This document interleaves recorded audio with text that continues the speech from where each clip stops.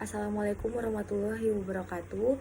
Perkenalkan, saya Raiska Ayu Sabrina dengan NIM 44170-737 dari Program Studi Manajemen Keuangan jurusan Akuntansi Politeknik Negeri Jakarta Angkatan 2017. Pada kesempatan hari ini, saya ingin memaparkan hasil skripsi saya yang berjudul Analisis Perbedaan Nilai Harga Saham dan Nilai Perusahaan pada Perusahaan Pengakuisisi sebelum dan setelah merger akuisisi.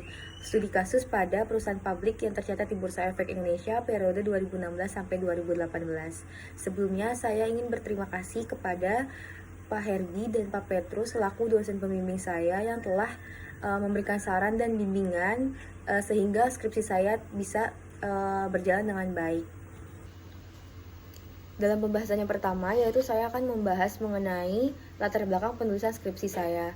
Di era saat ini, persaingan bisnis di Indonesia itu semakin ketat. Selain harus didukung oleh teknologi yang memadai, setiap perusahaan itu harus dituntut untuk selalu berinovasi dalam bersaing dengan perusahaan lain. Oleh karena itu, perusahaan harus memiliki strategi untuk bertahan maupun memperbaiki kinerjanya. Nah, salah satu strategi yang bisa digunakan perusahaan yaitu melalui pengembangan usaha atau ekspansi bisnis.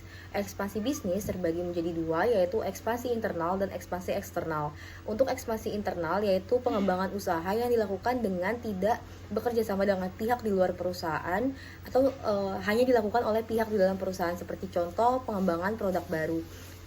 Selanjutnya untuk ekspansi eksternal yaitu pengembangan usaha yang dilakukan dengan cara bekerja sama dengan pihak ketiga, yaitu seperti melakukan penggabungan usaha dengan merger dan akuisisi. Kemudian, alasan mengapa para pemilik perusahaan memilih merger dan akuisisi karena aktivitas tersebut dapat meningkatkan pendapatan perusahaan dengan cara masuk ke pasar yang baru, dan para pemilik perusahaan tidak memerlukan waktu yang lama atau resiko yang besar, namun cukup dengan membeli atau mengambil alih saham perusahaan yang sedang berjalan baik atau sedang naik. Perkembangan merger dan akuisisi di Indonesia dapat tercermin dari 5 tahun terakhir. Seperti pada tahun 2016, nilai merger dan akuisisi tumbuh sebesar 25,78% menjadi 1,98 miliar, dengan nilai domestik sebesar 1,08 miliar. Kemudian selanjutnya di tahun 2017, nilai merger dan akuisisi meningkat sebesar 2,1% per periode yang sama di tahun sebelumnya, yaitu pada tahun 2016, hampir mencapai 23,93 triliun rupiah. Kemudian di tahun 2018, nilai merger dan akuisisi mengalami penurunan, yaitu menurun sebesar 17% menjadi 74 notifikasi menurut data KPPU, yang sebelumnya itu ada sebesar 90 notifikasi. Kemudian di tahun 2020 ini, pada masa era pandemi COVID-19, kegiatan merger dan akuisisi itu terus berkembang dan tidak menghalangi minat para pemilik perusahaan untuk melakukan merger dan akuisisi. Hal ini terlihat dari jumlah notifikasi per Agustus 2020 yang mencapai 132 notifikasi dan sangat meningkat dari periode sebelumnya. Dalam penilaian keberhasilan merger dan akuisisi dapat dilihat melalui perubahan kinerja keuangan yang dapat tercermin melalui laporan keuangan perusahaan. Jika aktivitas merger dan akuisisi berdampak positif pada perusahaan, maka akan berdampak positif pula pada perubahan kinerja keuangannya. Namun sebaliknya, jika aktivitas merger dan akuisisi berdampak negatif terhadap perusahaan, maka perubahan kinerja keuangan juga akan bergerak ke arah negatif. Selain melalui kinerja keuangan, penilaian keberhasilan merger dan akuisisi juga dapat dilihat melalui saham yang beredar di perusahaan. Jika tujuan merger dan akuisisi dapat terwujud, maka hal tersebut juga akan berpengaruh terhadap harga saham. Apabila permintaan saham meningkat, maka juga akan meningkatkan harga saham, dan sebaliknya, apabila permintaan saham menurun, maka juga akan menurunkan harga saham. Di samping itu, dampak merger dan akuisisi ini juga dapat memberikan keuntungan terhadap nilai perusahaan dikarenakan akan menunjang kegiatan perusahaan lainnya dan nilai perusahaan serta laba yang diperoleh akan jauh meningkat. Berdasarkan 7 penelitian terdahulu yang meneliti mengenai perbedaan kinerja keuangan pada sebelum dan setelah merger dan akuisisi, hasilnya masih terdapat variabel kontroversi sehingga perlu diadakannya uji kembali. Variabel tersebut yaitu earning per share, price earning ratio, dan price to book value. Sehingga tujuan penelitian ini bertujuan untuk pertama, menguji hipotesis apakah terdapat perbedaan price earning ratio pada perusahaan publik yang tercatat di Bursa Efek Indonesia periode 2016 sampai 2018 sebelum maupun setelah merger dan akuisisi. Yang kedua, menguji hipotesis apakah terdapat perbedaan price to book value pada perusahaan yang tercatat di Bursa Efek Indonesia periode 2016 sampai 2018 sebelum maupun setelah merger dan akuisisi. Yang ketiga yaitu menguji hipotesis apakah terdapat perbedaan earning per share pada perusahaan yang tercatat di Bursa Efek Indonesia periode 2016 sampai 2018 sebelum maupun setelah merger dan akuisisi. Yang keempat yaitu mendeskripsikan hasil penilaian saham dengan pendekatan price earning ratio dan price to book value pada perusahaan yang tercatat di Bursa Efek Indonesia periode 2016 sampai 2018 sebelum dan setelah merger dan akuisisi. Selanjutnya yaitu mengenai metode penelitian. Jenis data yang digunakan di penelitian ini yaitu data sekunder yang bersumber dari Bursa Efek Indonesia dan website resmi milik perusahaan serta Komisi Pengawasan Persaingan Usaha atau KPPU. Dalam penelitian ini, objeknya yaitu perusahaan yang terdaftar di Bursa Efek Indonesia dan melakukan merger dan akuisisi pada periode 2016 sampai 2018. Untuk sampel yang digunakan yaitu menggunakan purposive sampling atau penilaian sampel melalui kriteria tertentu. Kriteria pertama yaitu perusahaan tercatat di Bursa Efek Indonesia di periode 2016 sampai 2018. Kemudian kriteria kedua yaitu melakukan merger dan akuisisi di periode 2016 sampai 2018 dan telah disetujui oleh KPPU. Yang ketiga, data laporan keuangannya data laporan keuangan perusahaannya tersedia lengkap sesuai dengan kebutuhan variabel yang diliti tahun 2014 sampai 2020. Kemudian kriteria selanjutnya yaitu perusahaan tidak mengalami kerugian dalam kurun waktu 2014 sampai 2020 dan kriteria terakhir yaitu perusahaan tidak bergerak di sektor keuangan. Untuk metode pengumpulan datanya yaitu menggunakan teknik dokumentasi yaitu mengumpulkan data dari website resmi milik perusahaan dan Bursa Efek Indonesia. Kemudian untuk metode analisis datanya, yang pertama itu ada uji statistik deskriptif, kemudian uji normalitas menggunakan uji normalitas Shapiro-Wilk karena sampel perusahaan kurang dari 50. Kemudian melakukan uji hipotesis atau uji beda dengan ketentuan jika data berdistribusi normal menggunakan uji paired sample t-test dan sebaliknya jika data tidak berdistribusi normal menggunakan uji Wilcoxon-Saiten rank test. Kemudian saya akan memaparkan hasil penelitian dan pembahasan yang dimulai dari analisis statistik deskriptif. Pada tabel analisis statistik deskriptif dapat dilihat bahwa dari hasil pengujian yang dilakukan diperoleh hasil nilai rata-rata earning per share pada sebelum merger dan akuisisi yaitu senilai 185,4313 dengan standar deviasi sebesar 287,18007. Dan kemudian setelah merger dan akuisisi, nilai rata-rata earning per share mengalami peningkatan menjadi sebesar 304,1467 dengan standar deviasi sebesar 616,50148. Hal tersebut dapat disimpulkan bahwa terdapat peningkatan nilai earning per share pada sebelum dan setelah merger dan akuisisi yang berarti bahwa terdapat peningkatan kinerja perusahaan secara keseluruhan sehingga tujuan pemegang saham untuk memperoleh earning per share lebih besar setelah merger dan akuisisi itu tercapai. Karena semakin tinggi nilai earning per share, maka semakin baik bagi pemegang saham dan semakin besar pula laba per saham yang akan diperoleh oleh pemegang saham.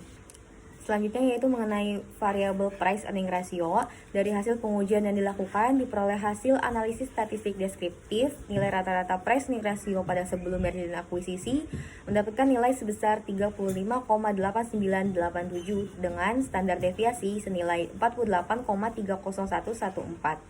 Kemudian pada setelah merger dan akuisisi, nilai rata-rata price earning ratio sebesar 19,7633 dan nilai standar deviasinya sebesar 12,47499. Dapat disimpulkan bahwa terjadi penurunan nilai rata-rata price earning ratio pada sebelum dan setelah merger dan akuisisi. Selanjutnya mengenai variable price to book value. Dari hasil pengujian yang dilakukan dapat dilihat bahwa nilai rata-rata price to book value sebesar 3,2747 dengan standar deviasi 3,63407. Kemudian setelah melakukan merger dan akuisisi, nilai rata-rata price to book value mengalami penurunan menjadi sebesar 2,4847 dengan standar deviasi 2,77308. Selanjutnya yaitu saya akan memaparkan hasil pengujian uji normalitas Shapiro-Wilk karena data kurang dari 50 perusahaan. Uji normalitas Shapiro-Wilk memiliki ketentuan jika nilai signifikansi lebih dari 0,05 maka data berdistribusi normal, dan sebaliknya jika nilai signifikansi kurang dari 0,05 maka data berdistribusi tidak normal. Pada hasil uji normalitas Shapiro-Wilk, pada variabel earning per share sebelum dan sesudah merger dan akuisisi, nilai signifikansinya 0,000, dan dapat disimpulkan bahwa nilai 0,000 kurang dari 0,05 maka data berdistribusi tidak normal. Pada variabel price earning ratio sebelum merger dan akuisisi, nilai signifikansinya yang diperoleh yaitu 0,00, dan dapat disimpulkan bahwa data berdistribusi tidak normal. Kemudian pada price earning ratio setelah merger dan akuisisi diperoleh hasil nilai signifikan 0,175, yaitu lebih besar dari 0,05, sehingga dapat disimpulkan bahwa nilai price earning ratio berdistribusi normal. Kemudian pada variabel price to book value diperoleh nilai signifikansi 0,001, dan pada sesudah merger dan akuisisi diperoleh nilai signifikansi 0,000, sehingga dapat disimpulkan bahwa nilai price to book value berdistribusi tidak normal. Selanjutnya yaitu hasil uji hipotesis. Dari hasil uji normalitas dapat dilihat bahwa earning per share berdistribusi tidak normal. Maka uji hipotesis yang digunakan yaitu uji Wilcoxon-Sykes-Rank test. Pada tabel rank di uji Wilcoxon-Sykes-Rank test menunjukkan bahwa jumlah perusahaan yang mengalami penurunan nilai rata-rata earning per share setelah melakukan merger dan akuisisi yaitu sebanyak 4 perusahaan yang dapat dilihat melalui kolom negatif ranks. Kemudian untuk jumlah perusahaan yang mengalami peningkatan setelah melakukan merger dan akuisisi yaitu sebanyak 11 perusahaan dan dapat dilihat melalui kolom positive ranks. Kemudian untuk jumlah perusahaan yang memiliki nilai rata-rata earning per share sama dengan nilai rata-rata sebelum melakukan merger dan akuisisi yaitu sebanyak 0 perusahaan dan dapat dilihat melalui kolom TIS. Untuk selanjutnya yaitu diketahui bahwa nilai Z hitung sebesar minus 2,158 dengan nilai signifikansinya 0,031 di mana bernilai kurang dari 0,05. Maka dapat disimpulkan bahwa terdapat perbedaan antara nilai earning per share pada sebelum dan setelah merger dan akuisisi. Pada uji hipotesis selanjutnya yaitu pada variabel price earning ratio dikarenakan data berdistribusi normal, maka uji hipotesis yang digunakan yaitu uji paired sample t-test dengan hasil nilai signifikansi 0,184 yaitu lebih besar dari 0,05.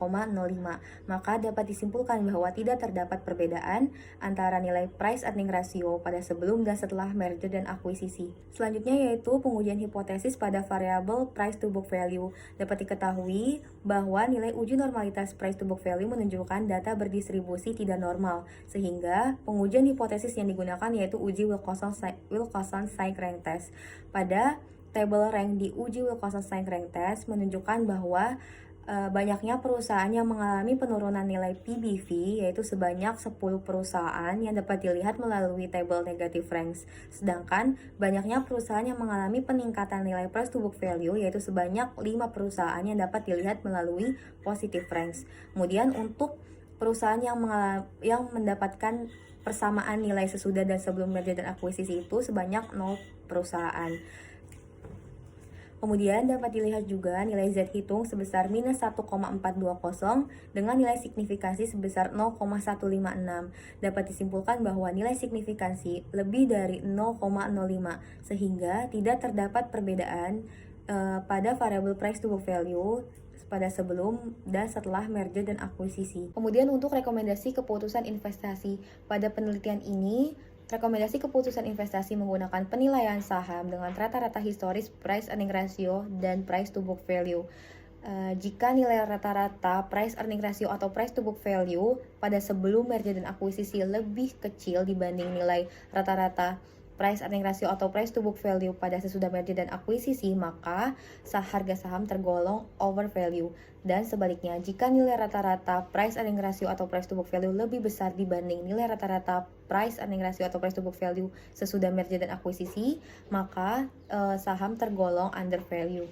Dari hasil penilaian saham melalui price earning ratio secara rata-rata historis, hasil menunjukkan bahwa terdapat 13 emiten yang menunjukkan kondisi under value, dikarenakan nilai rata-rata sesudah merger dan akuisisi lebih rendah dibanding nilai rata-rata sebelum merger dan akuisisi. 13 emiten tersebut yaitu JSMR, Dewa, PLIN, JPFA, TBIG, BULL, ITMG, SRIL, ROTI, ICBP, HRUM, PPRO, dan GEMS. Sedangkan dua perusahaan lainnya atau dua emiten lainnya yaitu LSIP dan ERAA mengalami kondisi overvalue karena nilai rata-rata price earning ratio pada sebelum merger dan akuisisi lebih besar dibanding nilai rata-rata price earning ratio pada sesudah melakukan merger dan akuisisi. Untuk penilaian saham pada price to book value dengan rata-rata historis menunjukkan hasil bahwa terdapat perusahaan yang under value, diantaranya yaitu JSMR, Dewa, LSIP, TBIG, SRIL, ROTI, ICBP, HRUM, PPRO, dan GEMS. Sedangkan perusahaan lainnya yaitu kelima perusahaan lainnya mengalami kondisi overvalue yaitu PLIN, JPFA, BULL, ITMG, dan ERAA. Jika kondisi menunjukkan kondisi under value, maka direkomendasikan kepada investor untuk membeli atau menahan saham-saham tersebut karena benefit yang dapat diterima yaitu investor dapat membeli di kondisi harga sedang murah dan akan mendapat return jika harga tersebut sewaktu-waktu mengalami kenaikan. Return tersebut berupa capital gain atau imbal hasil yang akan didapatkan investor jika kemudian harganya mengalami kenaikan.